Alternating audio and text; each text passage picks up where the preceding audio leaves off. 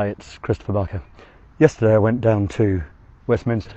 This scene here was College Green, which is right beside Parliament. It's where the press hold their interviews.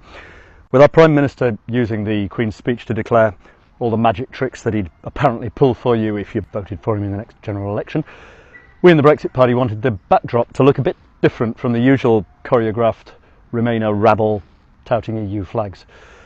And a typically good-natured British public gathering it was. So later on, I watched the BBC News on my iPhone going out from the camera tent right in front of us, and I couldn't believe what I was seeing. The news anchor's shoulders obscured the whole scene right behind him. The banners, all the Brexit Party placards members of the public had brought along, and almost all the flags that people were holding up. On the screen, I spotted just 2 European flags and 1 Union flag, 1 UK flag, hardly what was going on around me and above me. So I waited until the 6 o'clock news to record a comparison. So as the sun sets on Parliament, I'm just going to flip the camera around and show you a comparison between what's going out on the news and the flags that are actually here right in front of me where I'm standing. Up in the BBC tent there was Fiona Bruce, positioned just like her earlier colleague, to give this impression.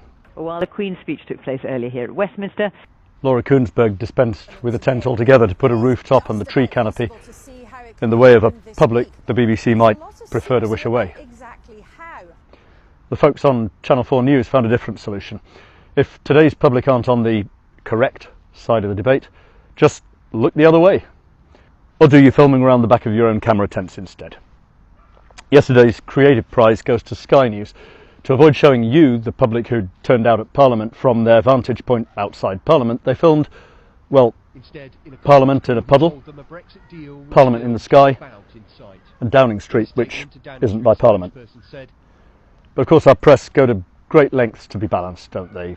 Fiona Bruce again. the Queen's speech took place earlier here at Westminster.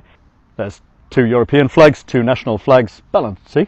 Sky News even disclosed a couple of pro-Leave banners, and look, some Union flags above the tree line. But only after the day's events were over, people were dispersing, and the footage no longer told tale of the human spirit of the day. Let's be clear, yesterday's real news in Westminster wasn't the crowd. It was our Prime Minister using the Queen as his party political broadcast for what must be the Tories' most fanciful promises ever, in an attempt to distract us all from the near certainty that he's about to let down Britain's demand for our democracy to be free of control by the European Union. No, the crowd was just the backdrop to yesterday's story, but it was the wrong backdrop for the newsmakers' agenda.